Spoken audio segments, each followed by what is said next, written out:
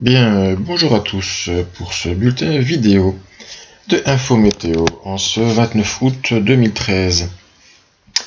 Nous allons parler brièvement de la situation actuelle pour ensuite faire un petit peu le détail pour les prévisions les 3 prochains jours et ainsi faire d'une pierre deux coups. Donc vous n'aurez pas droit aux prévisions écrites de Hubert ou de Michael, et puis je ferai une prévision à plus long terme, disons 7-10 jours.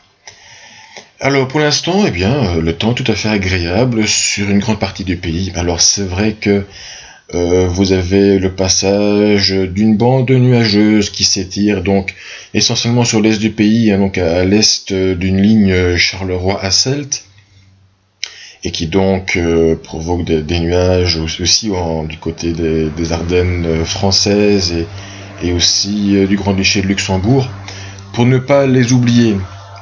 Voilà.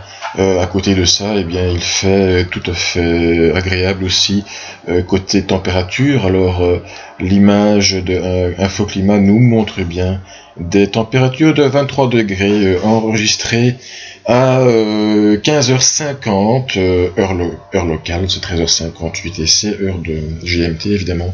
23 degrés à Bruxelles National, 25 degrés à Kleine-Brochel, environ 20 degrés dans l'Est, 23 degrés à Luxembourg, et environ 23-24 degrés sur les départements français qui nous concernent, 21 degrés ici à Ostende. Donc des températures au-dessus des normales saisonnières, puisque nous devrions avoir 21 degrés pour cette fin août. Alors, que va-t-il se passer ensuite, cette zone de nuages, on la retrouve très bien. Donc la modélisation à 15h, on la retrouve très bien sur l'est, et elle va donc se déplacer vers l'est, et nous allons garder donc ce soir, cette nuit, un temps dégagé, comme vous pouvez le constater. C'est la carte de la nébulosité avant d'avoir une invasion nuageuse à partir de l'ouest en fin de nuit, en matinée, avec éventuellement quelques gouttes possibles sur l'ouest avant que cette zone nuageuse ne se déplace vers l'est, et donc on reverra le soleil dans le courant de la journée, l'après-midi essentiellement par l'ouest. Et donc dans le courant, la nuit d'après, encore quelques éclaircies, puis une nouvelle zone nuageuse va arriver par l'ouest. Celle-là sera un peu plus active, comme vous allez pouvoir le constater. Voici la carte de samedi à midi, donc encore une fois heure GMT, mais donc vous avez clairement un front froid qui nous traverse ici, et derrière ce front froid vous avez un petit peu un vent de nord qui va souffler. Inévitablement, avec ce front froid, vous avez quelques précipitations. Le diagramme du modèle des États-Unis montre un petit peu ici, donc ce petit pic avec quelques précipitations, et puis aussi ce creux dans les températures. Donc inévitablement, la journée de samedi verra des températures plus autour de 20 degrés, alors qu'on devra avoir donc la même température demain par rapport à aujourd'hui, donc 24 degrés. Donc une journée un petit peu moins agréable samedi. Et température, donc on va un petit peu baisser après le passage avec le vent de nord, mais elles vont directement réaugmenter ensuite, comme on pouvait le constater. Donc voilà, je vous montre ici aussi donc cette évolution. On voit bien donc le passage du front. Donc on voit donc samedi à 11h, on voit très bien ces quelques précipitations avec le vent de nord qui va souffler après, et donc une baisse des températures pour samedi et dimanche. Et puis évidemment, il y a des personnes qui nous demandent, voilà, quel temps fera-t-il pour la rentrée des classes, parce que c'est quand même assez important.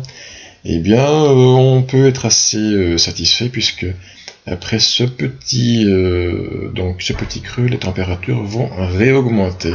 pouvez le constater, elles vont se situer, donc la masse d'air à 1500 mètres, à environ 12-13 degrés, et comme vous pouvez le remarquer, c'est quand même plus élevé que ce que nous avons actuellement. Donc si nous avons actuellement 23-24 degrés, eh bien la température pour le début de la semaine prochaine pourrait bien dépasser les 25 degrés et atteindre, pourquoi pas, 27 degrés. Donc, comme vous pouvez le constater, pour les journées du 3 septembre, du 4 septembre. Et puis, voilà, ce qui va se passer, c'est qu'il y a une rupture qui va se mettre en place ici, on le voit assez bien. Là, vraiment la température qui baisse assez fort. Et les précipitations ici. Donc, à partir du 5 septembre environ, on devrait voir vraiment un temps nettement moins estival apparaître. On serait presque tenté de dire déjà que c'est l'automne qui arrive. Donc ça, évidemment, il faudrait un petit peu confirmer tout cela. Mais malgré tout, on va pouvoir constater, si nous regardons un petit peu les cartes, donc pour le 5 septembre et le 6 septembre, eh bien qu'est-ce qu'on va constater? C'est l'arrivée ici d'une dépression à l'ouest des îles Britanniques, avec donc une haute pression située sur l'océan Atlantique. Et puis vous avez une autre haute pression, donc celle qui nous aura donné ces 27 degrés début de la semaine prochaine, donc sur le continent. Et entre les deux, eh bien on va avoir vraiment donc comme vous l'expliquez Hubert dans le blog, eh bien donc un creux, un talwake, comme on dit en jargon météorologique anglo-saxon, un creux d'altitude, une dépression qui va se positionner plus ou moins sur nous, alors plus sur les îles Britanniques, mais malgré tout, nous serons dans un mauvais côté.